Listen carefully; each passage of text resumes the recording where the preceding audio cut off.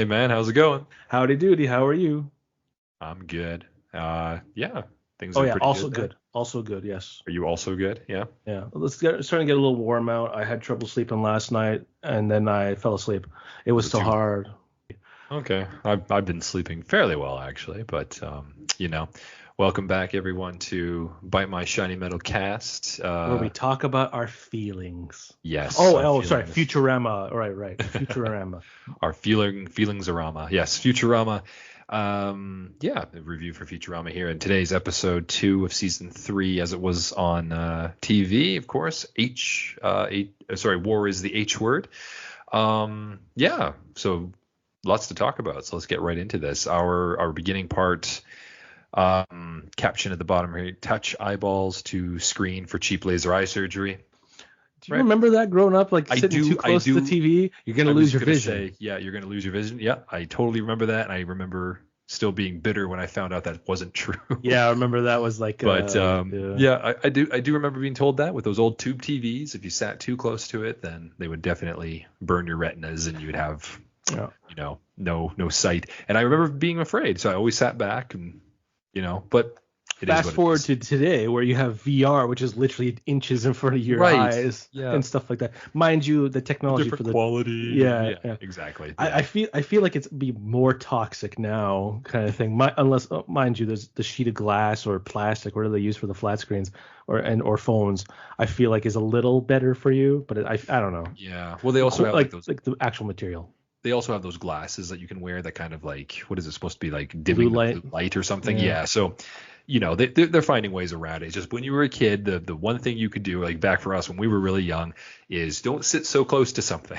Don't have your earbuds so loud. Don't, Yeah. don't do anything stupid to your body. That was the idea. I But think the earbud one is true though. If you like have loud it is. music, Yeah. it'll wreck your Of course. Well, hearing. So make kids and adults, don't blast your music yeah. all your life on in your headphones.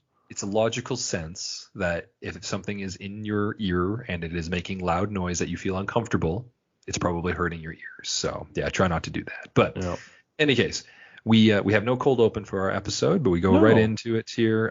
We open on Fry and Bender at a 7-Eleven. They still have 7-Elevens 1,000 years in the future, except this one is open 48 hours. 28, 28. Or sorry, 28 hours. I apologize. 28 hours a day. So something's happened. I And always love the signs that they have in Futurama, but sometimes it goes by a little too quickly to read. So sometimes you have to go back and rewatch and pause yes, them. But that's I why I had love to this pause sign too. here because the sign in the window says cashier only has $10 in checking account. Because stores For always have that thieves. like there's Yeah. no cash overnight in our tills kind Yeah. of thing. I like that. So when I read that one too, I was like, nice, nice. That's a nice little joke in there. But yeah, we have Fry and Bender. They're at this place, and they're I, I guess Fry's they're looking just at gum. yeah. Well, they're buying some kind of thing. I don't know why Bender's there. I mean, he could be buying alcohol, I guess, because it's the United States and it's 7-Eleven. But They he could do be that in buying Western something. Canada here. Did you know that? They what? They have alcohol in like their stores in Western Canada, like grocery stores. You mean Eastern Canada? That's what I said, Oh, right? okay. Yeah, yeah. Yeah. Gosh, darn it. Oh In my Quebec. God. Yeah. No, Oh, Quebec does, and the rest of Canada does not, and it's kind of infuriating. But yes, you're right. Fry is buying gum, or he's I looking love the for gum. names here. Spider Yum, Spider Yum, Hubble Hubble Bubble still Bubble, around. Liquid Nitro Gum, Yep. and then Big Pink. Big Pink, and one that's next to it that we don't really get to see the full name of. It's like Uzi. Uzi something. Yeah. But yeah, Fry takes Big Pink.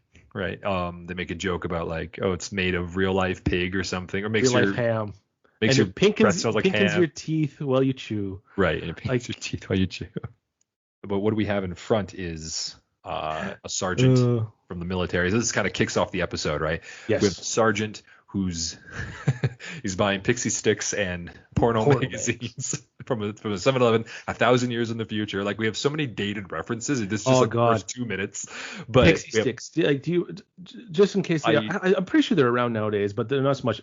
A plastic tube that looks like a straw, where the ends were kind of, yeah, I don't know, melted together, and full of just like sugar. sugar, like Plain old flavored flavored sugar. Yep. colored sugar. Hmm. And do you remember this stuff? Oh, Like in like junior high, it got banned because I don't know if this was true or not because I was never friends with these idiots, but people were snorting it, pretending it was cocaine.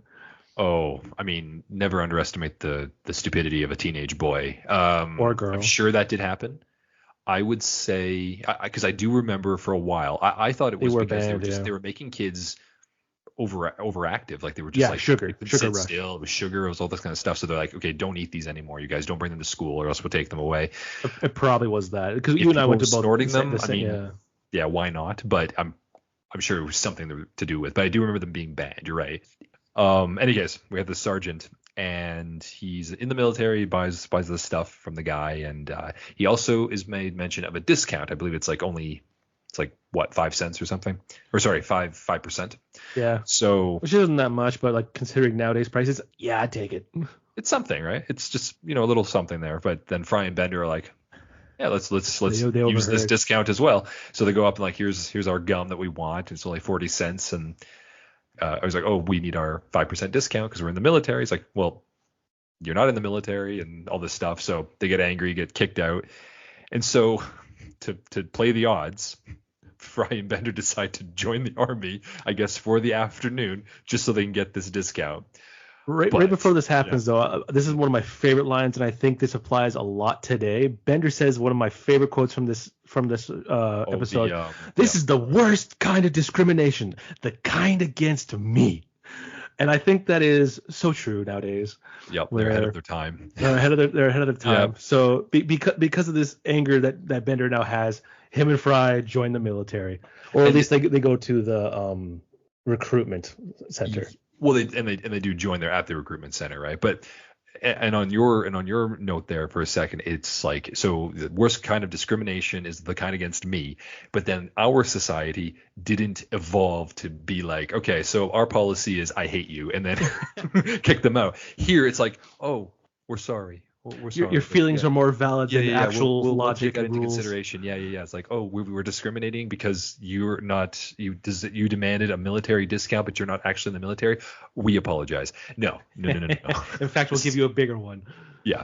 So it didn't evolve the way that it should have, as this guy clearly did in the cashiers. And he's also, I love that he wears this like the Safety bulletproof glass. safety Yeah, glass, like, but yeah. it's not in front. It's him. Like he's Yeah, literally just covered it's like in an it. astronaut thing, but Yeah. it's safety, which is so sad to think if the future's still that scary for 7-Eleven owners and stuff like that. Oh, We live in Canada, and there's not a lot of violent crime compared to other places. There yeah. still is, but whenever I go into a Not to that 7-Eleven extent, in like yeah.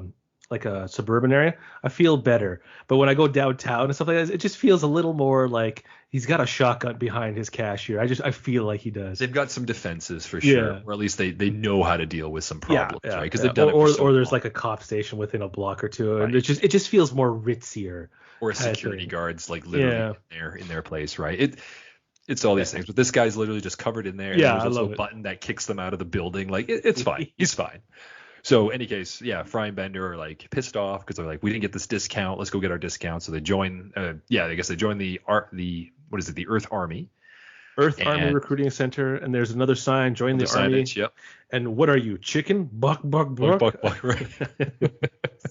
So that's pretty good. So they're in there. There's like a lineup. So people are in there, and Fry and Bender are doing their signatures to sign up, and like they question whether or not they could just quit it as soon as they get their discount or whatever, And take them all for chumps. And to his credit, the general or the sergeant or whomever is there, he says like, yeah, that's definitely true. And then They sign. they sign, and he says, unless war were declared, to which then an alarm goes off, and the What's that? stuff happened, war were declared. So I have to admit that is like one of my favorite little lines of the show. I don't know why. I like that. War Yeah. declared. Like it's just so serious. So we skip ahead to the next day. The professor at this point is just, we clearly see that he's a cannibal. Like he just likes to eat people. He eats hearts and drinks blood. He does all this stuff. And Hermes fires them because that way they don't have to worry about their jobs. I also wanted to point out, I don't know if you noticed this the first time through, but like Zoidberg is missing. And Yes, I was going to say something about this later. Yes. okay, because we know where Zoidberg is, but Zoidberg is missing from this group. And I didn't realize that. I had to go back and be like, oh, wait, is he not there? And then sure enough, he's not there. It's actually just Amy, Hermes, Professor, Leela sending off for Bender and Fry. Leela is like, come on, let me join to Zap Brannigan because it's under his command. And he says something along the lines of, the army deemed it unworthy or unnecessary or whatever it was to not have women because there was like low cut tops or low cut whatever and distractions from that and from harmless pinching. Harmless pinching, that's what it was. And then they said like, okay, there's no women allowed in the army anymore under your control while you're in charge. Not so it's while only I'm because in of Zap charge. Brannigan. Yeah. Which would have gone for an episode way down the line to use this as an example. Yes. So and you know what? I was thinking that as soon as I watched that scene as well. I was like, this is a perfect segment to bring up in that episode, like have Kif literally say women weren't allowed in the army because of him. Like that would have been like, oh, that's a good callback to war is the H word. Like here it is. But yeah, and also because you know what, to be fair, with how society works nowadays, but you need to understand Zap has a condition. And what is that condition, Kif? Sexlexia. Right. But even then, it would have been like, that. Oh, right. Exactly. That would counter that one. That would counter that one because he's such a high-ranking officer. That's true. That would have been a really good. Yeah. You're absolutely right. That would have been a really good callback to that. So it's like, oh, it's because of him, women aren't allowed in the army. He's like, I suffer from sexlexia, and they're like, oh, you poor person. Here, let me help you, ladies, please. Yeah. See, exactly. It counters it out, kind of thing. It would have been fun to bring that in, and that would have been ultimately how that episode, the future episode, should have ended. Is that his condition trumps their uncomfortableness, or something like that? I think the condition would have been better as just a playoff, like little throwaway, yes, memory kind of thing. But then afterwards, like he does get taken down because there's so many other things. But that would have been like the first thing mentioned. Yes, exactly. First or second thing mentioned, and then boom, there you go. But any case, we have Fry and Bender are then leaving, and they're leaving on I believe the Nimbus. Yeah, the ship is called the Nimbus, right? So Zap's ship is the Nimbus, and it takes off. And I love there's another sign right below. It says the sign stating like "Big War Tomorrow." Now this is funny because later in the episode we'll have, and when it gets to it, when Nixon says like this is what we've been training for all afternoon. So it actually took only a day to get to this planet. But I like the continuity in that regard. So anyway, well, as we've mentioned before, the continuity of Futurama, at least the first, I don't know what to call it, the original series, was written really well with lots of continuity. Sure. No, it's I mean, if you're paying attention to the little things, like nobody ever says it's like, oh, a big war tomorrow. Nobody ever says that. It's literally just a sign. And if you pay attention to it and then what a character might say, it fits. So it must have had some planning. So in any case, Zap and Nixon are the ones that are the heads of the army at this point, right? So Nixon is also in charge here, and they're engaging the troops, and they have a plan to their war, or their whatever you want to call it, the war against a different species is on a planet called Spheron 1. And somebody makes mention of like, what is the point of this? And then apparently this is a useless planet for conquest. It's literally just a war for the sake of war, which they have used in the past just to spark up like in real life, like patriotism and all this kind of stuff. So this is, I think, what they're playing on. It's a very Futurama way of doing it, which I love. Yeah, but this is like, I feel there's a lot of anti-war in here rather than pro-war, which, no one should be pro-war, but if you have to do it, then you should be prepared to do it correctly. Well, it should also, I think the main thing is like, if it's going to be a war, it should be worth fighting for, right? Yes. It should be something there. So that's why we have that guy, like, what is this rock worth dying for? Exactly, right? And then Zap's just like, well, I don't know. You're the one dying for it. Yeah. So, in any case, Zap and Nixon clearly don't really care. And I think that's also why they have Nixon brought back for this, right? Because he was probably one of the ones for this, because he had his war that was going down. Oh, no. Vietnam? Is it the Vietnam Korea? War? Or Korea? No. Whatever the case. A war. Very botched. It was very, very botched. And the United States looked really bad for that. So, any case. Probably Vietnam. If you know what? If only we had Andrew back from the episode where he came in for Ahead in the Polls, he could tell us a little bit more about that, because this is more his Should we just have him on whenever there's Nixon involved? Maybe we should. Every time there's a waterfall, we have Tristan. Every time we have Nixon, we'll have Andrew. Boom. There we go. We figured it out. Thank you guys for going through our mind with us. So, so this is just a war for the war. Then we kind of cut into this training montage on the ship. I like this. I think this is kind of a fun little thing. They learn survival skills, combat skills, fitness skills. I had The a no. There's like this is one of those things at the time. Like I think we talked about it one of the last few podcasts that we did. Was the whole like make a 3D character thing, right? So when we go through here, the training and stuff like that, there's all these things, gym equipment. But then there's this one person in that weird sphere thing where that's just going around and around. Oh yeah, it looks a little off, doesn't it? Yes, because that is a 3D rigged character. Now, mind you, this one looks not too bad when I'm going, not quite frame by frame, but when you're in motion, it looks not too bad. But you look at his face, it's weird, it's a stock face. So there's no, it's just like, here's a face. Yeah, that's a face. Let's put some kind of like, he's training. There should be some kind of strain, like or right. But it's only on there for so long. Yeah, it's it's an establishing shot where it's like, here this is what we're doing. We're training. Mm-hmm. So I just wanted to mention it because doing turnarounds in hand drawn stuff incredibly hard.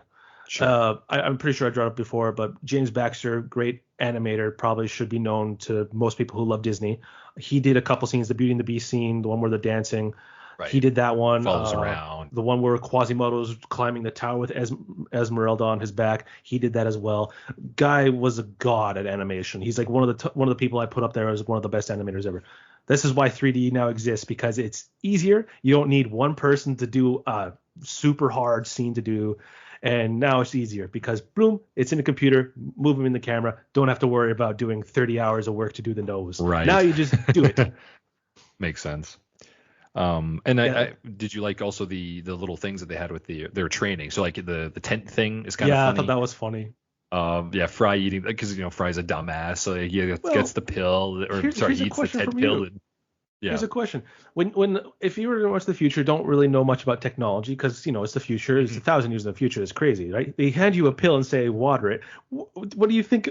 It's a pill. You're like, yeah, okay, I'll swallow this. What's it for? I suppose it makes sense. Why what is everybody else doing? I think is the first thing, right? Because he's like facing the other way. Yeah, it shows us what it does, and then it goes to him going, "Oh, okay, let's just swallow this pill." And then Zap even like makes a joke about it. So like, tent got your tongue or something. So, and then the combat when they're like putting the weapons together, and Bender accidentally puts his arm onto it or whatever. Okay. Yeah. First off, I want to say this. 2 days ago, I was playing a game called Enter the Gungeon, and there's this gun called the wind-up gun. I'm like, it had that game has a lot of references to guns for other movies and other stuff. Mm-hmm. I'm like, what is this gun? Like, I swear to God, this is the one from Futurama, but like, why would they put it in there? So I went to that like the wiki of that one, and like, this is from Futurama. I'm like, oh my God, this is awesome. And then I realized, oh crap, that's the episode I have to watch this week. I better stop gaming and watch this. So that was kind of my reminder of this episode. Funny how that works. Huh? What a coincidence. I was actually reminded of. It's scary. It's scary. Well, this that gun is also in the Fallout game series. There's also it's called like a laser musket, but in order to like load it, you have to like crank it as well with that, and you can only do it for so many times. I do love. Is it the songs like "Pop Goes the Weasel"? Is that the sound? But like it's techno or whatever. Right. Yeah. Because it's a gun, right? Or like an electric laser gun. So and again, they're doing that, but they're assembling them at first, and Bender puts his arm on there. And he's a robot. He's trying to be. He does it way too fast, right? Right. And then they're running and everything. I mean, because I'm a giant Star Wars nerd, I love the lightsaber, and it actually is the sound of the lightsaber. I think they actually had to get permission in order to use that. It is a trademarked sound. It is a trademarked sound. So they needed to do that, and I'm so happy they did. And then it turns out like the droid that he's like training against is actually a pinata, so he opens it up and like candy spurs out for the rest of the cadets. And actually, we never really discussed that about. Is this the first time we've seen the light sword or whatever, lightsaber? Yeah. Are you sure? Yes. Because the police are supposed to get it, right? The police do have the future. Yep. But they only have clubs, or I think Earl had a shoe. One thing. But other than that, you're right. I don't think that we've actually ever seen. I don't think we've actually ever seen them used before. They're not a lightsaber. They've never been a lightsaber in Futurama. They've only been like a club. Like a baton or something like that. They look and sound like lightsabers, but they don't do what lightsabers are supposed to do. They're physical objects, and they just beat you, but they don't actually cut through anything. Yeah. This one did, so I think it's actually supposed to be like a lightsaber. Well, since it's like a pinata, you kind of just bash that open. So I feel like that's true. It's not. It didn't cut it. It bashed it open. Sure. No, that's true. But so it definitely is a reference to the first episode of Star Wars. Sorry. not the first. Not what episode is that? Episode 4. So for like the actual, like when he's The training, actual original. he has the Yeah, visor yeah. down and everything. Yep. Yeah. Actually, that is it's this. It actually is like the Star Wars helmet too. Yeah. No, it's a whole Star Wars reference right there. Yeah. It's Luke. Wow, they Yeah. must have gotten permission back then. Absolutely. But at that point, like they're running on their season premiere of season 3. They just had Al Gore and Stephen Hawking's in their finale for season 2. Yeah. I'm sure they could have got that. I think they've also had. Did they have? No, they haven't had Luke Skywalker yet. But when they do, I think because Luke Skywalker, Mark Hamill has always been a fan of The Simpsons, so absolutely they would have got some kind of thing. I'm sure with George Lucas, no problem. Oh yeah, no But problem. during the fitness routine they're doing there, and we see like Bender and Fry are clearly out of shape or whatever, but there's one cadet that seems to be better than all of them, and it turns out to be a a purple-haired bearded person with a visor over their eyes named Lee Lemon, who everybody seems to take a liking to right away. We have like Zap and Kif are both like, wow, this is really, really good. Zap even has like a bit of a crush that he doesn't know how to process. Yeah. So that's kind of that was kind of funny for that. I thought I was like, oh, that's funny. I also really loved how so I mean, not to spoil it obviously, but Lee Lemon is actually Leela because she doesn't know the name to use, but I love how she sounds though. She's like Lemon. And she's like happy when she comes up with it. It was pretty good voice acting by It was so good. And then she like changes her voice to be a bit deeper, so she's like Lee Lemon, sir, and all this. Yeah. So I really like that. I do like the joke here that like, wow, this cadet's the fastest ever done it. Yes, even better than my time, Kif. Which I plan to finish at some point. yeah, because he didn't finish, but he didn't quit. He just hasn't finished. I plan to finish sometime, Kif. Exactly. So yeah, we have this thing, and clearly that Leela is more competent than any of the other cadets, but nobody knows that she's a woman, including her best friends. And another thing too that I love about this, because when Zap was like, good job, he did like the sports butt pat, right? And of course Leela being not used to that kind of slapped thing, like people, like guys who have done sports and stuff like before. I don't like being smacked on the ass myself, but like it's just part of the, I don't know, culture, part of the tradition, part of the culture, tradition, sure. Okay, kind of thing. And I kind of gave this like look like, what? Like, why would you do that? What? But her reaction would be more for like a woman kind of thing, that who's like, hey, stop it, and then smack him. Whoa. Right. What's your name, cadet? And then of course that's when she came out with the la la la. And she also, they have this like the talk about like what cream to use or whatever, like what hand cream. Yes. So that's pretty good. But yeah, I love it too, because like I was still in attack mode. I'm sorry, and like, yes, your hand yet mannish, yet very soft to the touch. I love this episode for Zap, because it's just like, oh yes, all these really confusing feelings. For sure. Yeah, we have Fry and Bender and some troops, and they during lunchtime in the mess hall there, and they join up with Leela. Of course, none of them still recognize that it's Leela whatsoever, and Zap is watching them from the captain's table with Nixon and with binoculars, like binoculars. Yeah, he's clearly spying on Leela, but he kind of he's like likes her as him, but he doesn't really know why, right? So. Yeah. What I love about this, though, is that Nixon is clearly talking about his relations, like his diplomatic relations with China, because he's talking about like how a panda died. Yeah. And then like Zap Brannigan's like not listening to him at all. But anyways, we have them all sitting there, and I don't know do you understand this reference? I was actually going to ask this earlier. So during the fitness scene, and when we are introduced to these cadets, there's a character here who's not in any kind of like military attire. Oh, he's the country hobo. Country hobo guy. Is this must be a reference to like some kind of like War of the Worlds or something, or like what is? I think Futurama writers, there's been many callbacks when they've done War of the Worlds. One of my favorite all time things is actually from that. You know what? I'll say yes. I haven't seen War of the Worlds, so I can't say. But like, I just always thought that the country dudes were the ones that often joined the military, and he's just one of those country guys. Oh, okay. Because you're probably closer than I am. Sure. Well, I feel like he must be a reference to something, because he's the only one who's like that.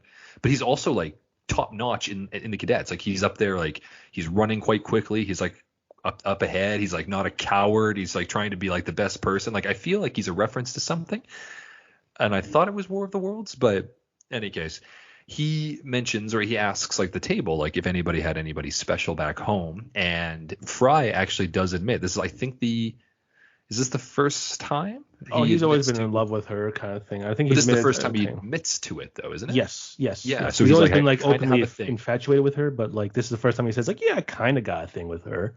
That's right. He has like he admits to having a thing for somebody he works with, and then Leela as Lemon says like, oh, like Aw. blonde, Asian, or Cyclops. So like she even throws in Amy as well, right? Yeah, Like I don't yeah. know, the blonde one I guess is just a throwaway. That would have been funny if she said like old something, right?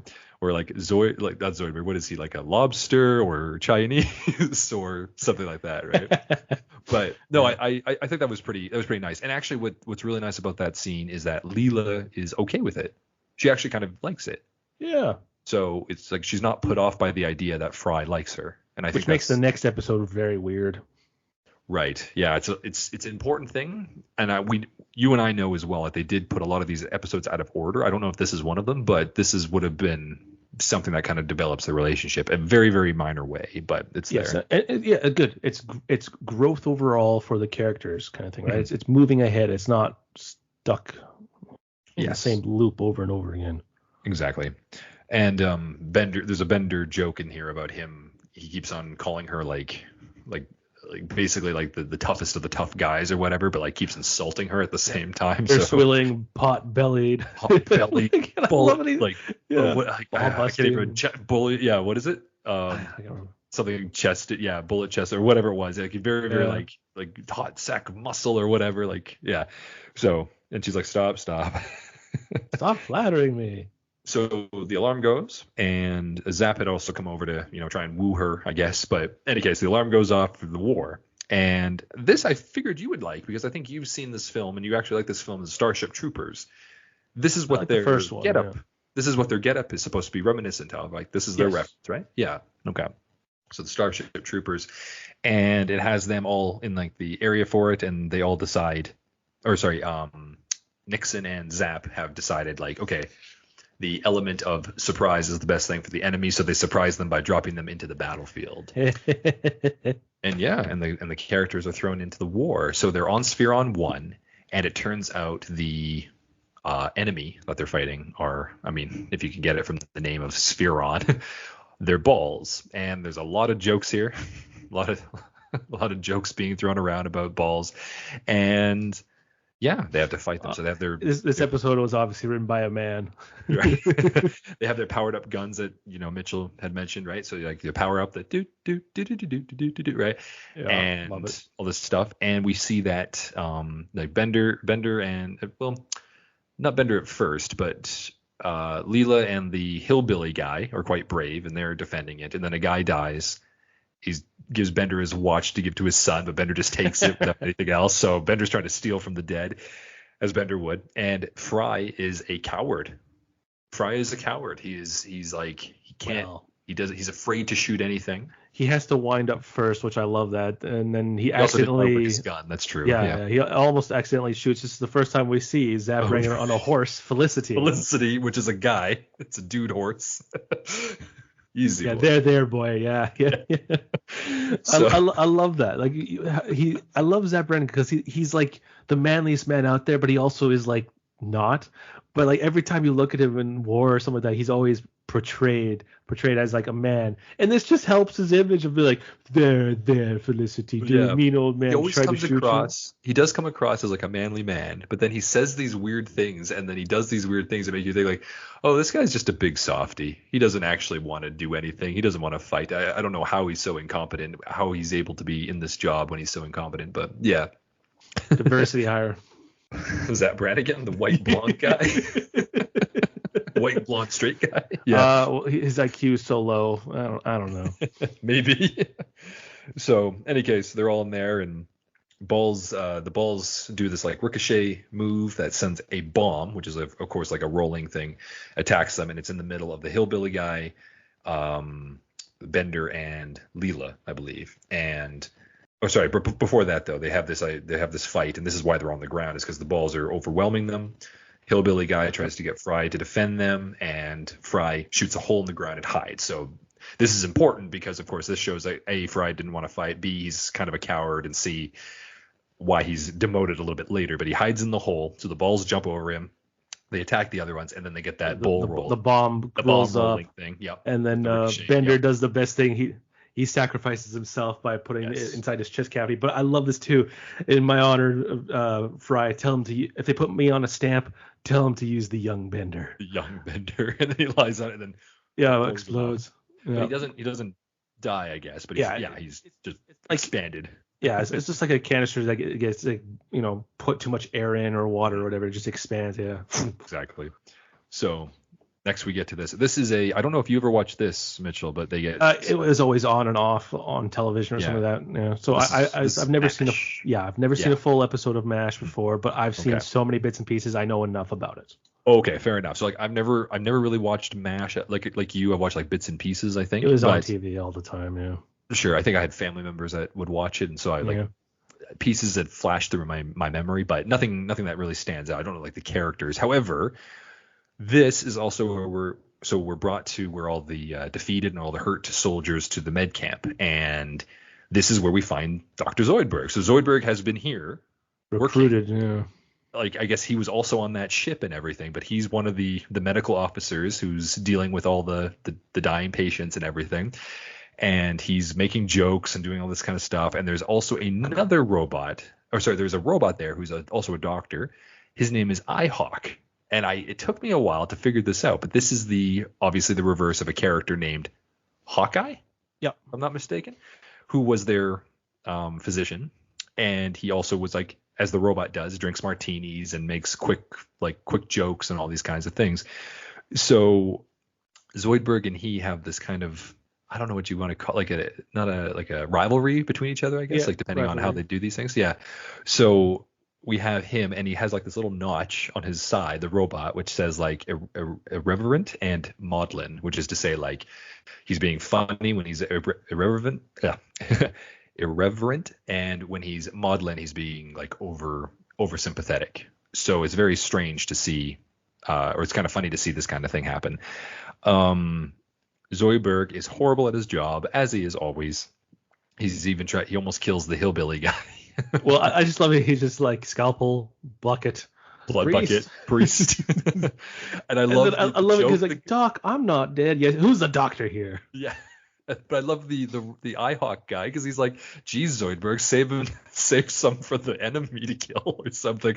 Like they do have some pretty good banter here. But in any case, they're brought in. I think that might be like a joke. Like again, I didn't watch too much of MASH, but I'm pretty sure it's during the Korean War, which is a pretty big bad war, which is why there's North Korea and South Korea nowadays, boys. Right. It's like I got to make a joke, right? Yeah. Oh, this is not a war. This is a murder. It's not a war. It's a moida. Right. So they bring in Bender, and they connect him to beer or whatever, and they were going to let him die or let him die peacefully. And Nixon comes in and says, no, I have a plan for this robot. And so we don't hear the plan, but this is what's going to happen to him. So Bender's actually going to be fixed up. And we see that Fry is outside the tent, and he's being scolded by Brannigan, and he's like, "You're still on the horse, all this stuff," and he's still on his horse. Like, you're all this stuff. Like, what is the most embarrassing thing? And he asks Kif, and Kif says, like, being your assistant. He's like, no, being your assistant. And Fry thinks, oh, that's not too bad. And then it turns out Kif is actually a worse boss than Zap is. He's actually a lot meaner.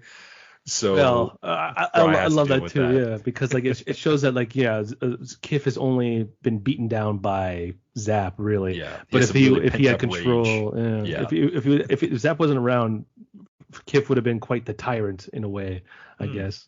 So it makes me wonder, the higher ups who actually run Dupe or whatever, wonder if they hired Zap Brannigan due to his incompetence, but then because they saw how ruthless Kif could be, they're like, it's a little too ruthless. We'll put him underneath this guy. Then maybe they'll counter each other out. But because Kif is such, like, he doesn't really stand up for himself like they thought he would, maybe he just kind of became the sad that he is. And then, like you said, because Zap's always like, pissed him off and pushed him down and everything, and always insulted him. It's always hard to be like, oh, maybe I'm not good enough. And then when he gets the chance to finally, be in power, then he like takes all that anger and angst out on Fry or something. But yeah, it's funny to see this. I do like how Fry is his assistant for everything. Yeah.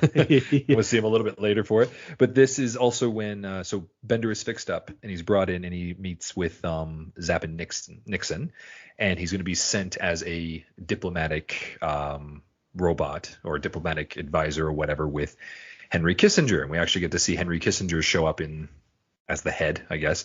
When we did have Andrew for Head in the Polls, I think we talked a little bit about him and everything. But yeah, this was the whole thing for that.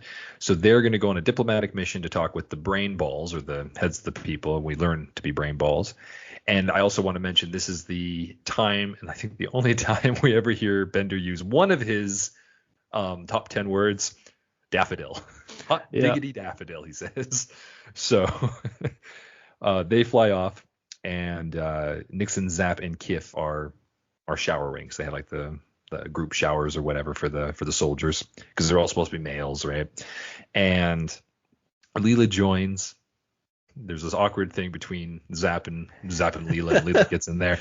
But I love that as everybody's doing this, so Nixon's like singing to himself in the shower. Zap's getting his body scrubbed by Kif. And he's doing like the lower thing, which is pretty funny. And then Kif is getting scrubbed by Fry. And I believe this is also the first time we ever hear him start singing Walking on Sunshine. I believe that's true, yeah. So this is actually the beginning of that. And he sings this a ton, I think, right? So that's if a person has a ringtone, not a ringtone, but just a theme song, that would be Fry's theme song. That's Fry's theme song. Personal theme song, yeah. I think in the episode with the space bees, I think was it Amy or something? She says, was it Bender? I think it was Amy. There's been multiple times, but you go, yeah. Right. Well, I think somebody says like, oh, he's walking on sunshine now, like when he's quote unquote dead. Yes. She says something like that or something, right? So anyway. Yeah, that was her. And then another time, like Bender was like, "You walking on sunshine, right? That's what we are." I think that was the one where they bring back Seymour or something like that. I can't remember. Like, howls of Walking on Sunshine. Yeah, that's right. So there's a lot of callbacks to this, but this is the beginning of Walking on Sunshine, which is kind of cool to see. So Zap and Nixon are discussing the real plan of what happened with Bender, to which both Leela and Fry are present for, and they planted a bomb in Bender to basically blow up the advisors and all these people, and I guess including Henry Kissinger. They're going to kill him too, but they're going to destroy them so that they can win the war against the balls. So as Zap is activating the bomb in Bender, did you notice the thing? I think this is what it is. At least it's the same coloring. There's the Lightspeed briefs from the dreams. Did you recognize that? I thought it looked like the same coloring, but I wasn't sure. To look at that now, no, it's not. I didn't pick up on that. I've mostly been laughing at the whole like Leela being a man and Zapping going hello. Right, and he keeps like staring at her, and then Nixon. Oh, right. I'm gonna save that for my favorite joke actually, but that's one of my favorite jokes of this whole episode. Anyway, they find out about the bomb, and Fry and Leela want to try and save him, so they activate the bomb and everything, and Bender's like he like stiffens up and everything because it's in him, right? Yeah. And because when he was injured, they put it in there. They put it in the ball, right? Yeah. That's why Nixon wanted him saved, right? So Zap tells Leela and Fry about Bender's activation code, which turns out to be the top 10 words that Bender always says. And I did write them down just in case we were talking about it. But he does use these words, I have to admit, throughout the series quite a bit. And now, I'm on a website called the infosphere.org, and apparently they actually have his top 10 most used, but I don't know if that's currently up to date. And Bender has been said 104 times during the entire by Bender. So I'm gonna his favorite words. Yeah, that would have been. And then Fry is the second most. Sure. Oh yeah. Okay. And that makes sense. But like in his own context of speaking, right? This would probably be his idea. So from top 10 going to 1 was chump, chumpette, yours, up, pimp mobile, bite, my, shiny, daffodil, and then ass. So like our podcast is named Everything Except Metal, because I guess you could just say like my ass or bite my ass or kiss my ass, something like this, right? But ass is his top word. So ass is the activation code, which Fry realizes like they don't have a long time. So he and Leela find a way to get there, and they do this little comedy bit. I think our friend Tristan had always mentioned this was one of his favorite bits. So Fry's like, okay, I gotta do X, Y, and Z, and then Leela does it, and then he realizes it's not him that did it, so he has to go over and he joins up with Leela. Yeah. So he has as they're getting onto the chopper to go take them over there, Zap sees them together, thinks that they're together. He's about to put them in prison because he's jealous.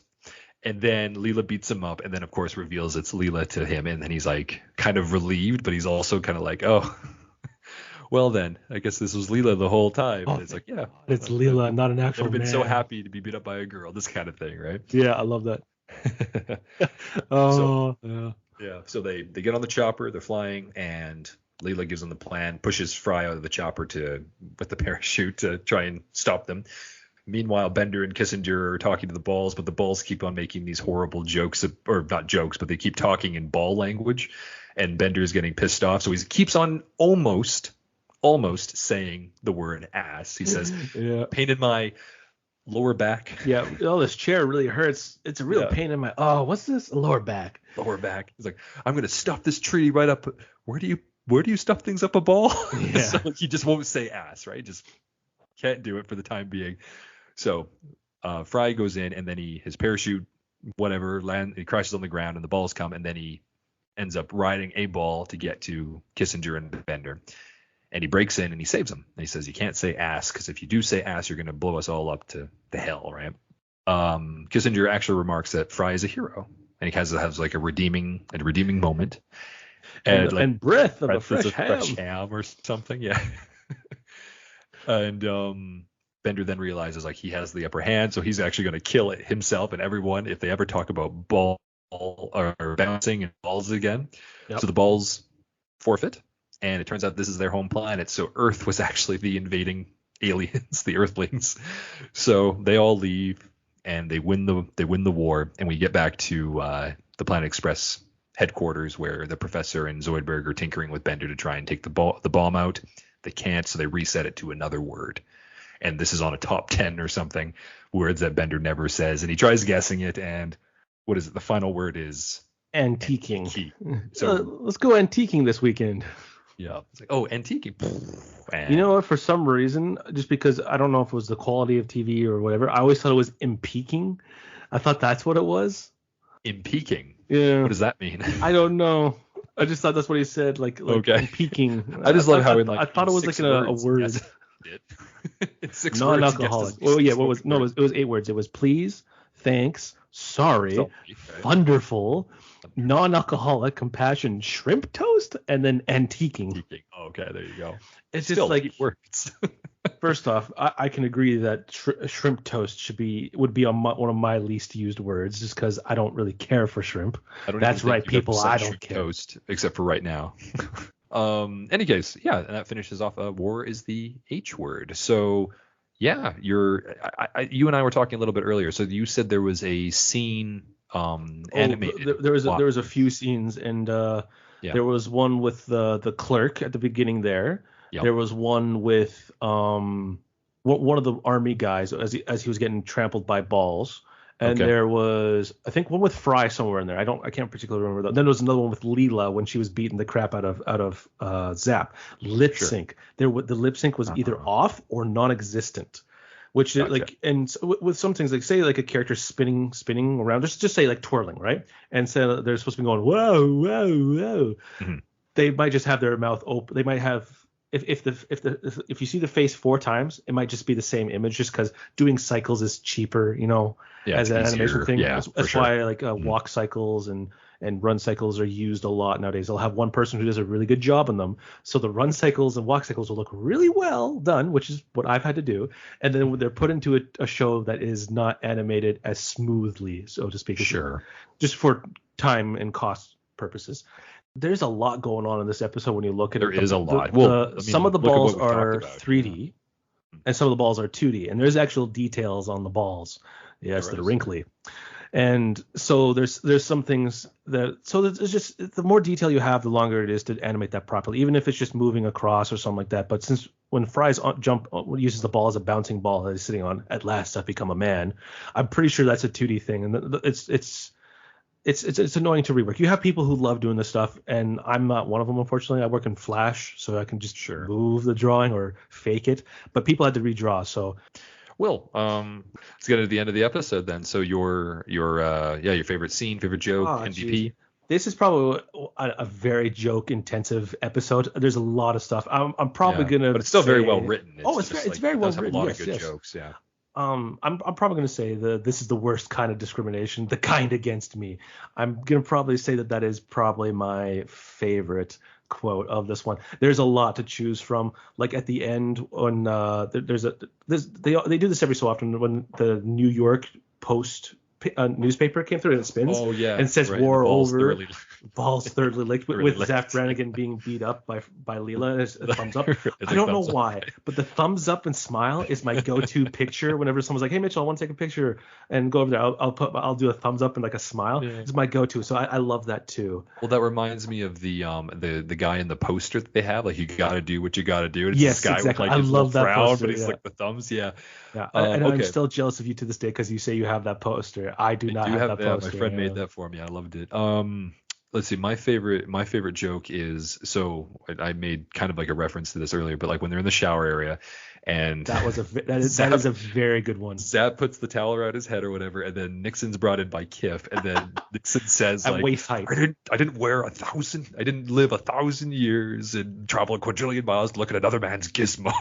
I love that. That's probably my favorite line of the episode. I love Nixon. My favorite scene. I actually really do like. Well, I do There's like. A lot. There's a lot, right? Yeah, I do love when they're in the med camp and like Zoidberg and iHawk and they're bantering back. I love the iHawk character. I think that's hilarious. Yeah, it's hard to say. I think I was even gonna go first myself. So like for this one, I would say Zap is probably my MVP. I don't think you can have the right humor without Zap Brannigan. I'm going to agree with you. Zap is pretty good. The whole like this guy's beat my record by 2 seconds in 16 minutes in 8 hours, 16 years. Yeah, I plan to finish one day, Kiff. Exactly. And Kiff is just looking at him like totally like you haven't finished yet, so he's just like waiting for him to finish. Yeah, and some other emotions that are deeply confusing. Yeah. Oh, you spoke Felicity. Yeah, no, Zap Brannigan there probably the best. Yeah, I'm gonna go with that. He's the best. Yeah, it's him, and then I would say Fry afterwards, just because this is where the spark of like Leela and him kind of like it furthers their the relationship bond, the relationship. Right? Yeah, that's true. And then it gets messed up by the next episode with his ex-girlfriend. That's right. And yeah, what a perfect segue for that. So yeah, thank you again for joining me, Mitchell. It was a pleasure to derail this. Yeah, this one's fun. I love this one. But yeah, and we'll see everybody next time for the Cryonic Woman, episode 3 of season 3. And we get to see a little bit more into history of Fry a little bit before he came to the future. So that should be fun. But yeah, have a great one, and we'll see you all next time. Yeah, toodaloo.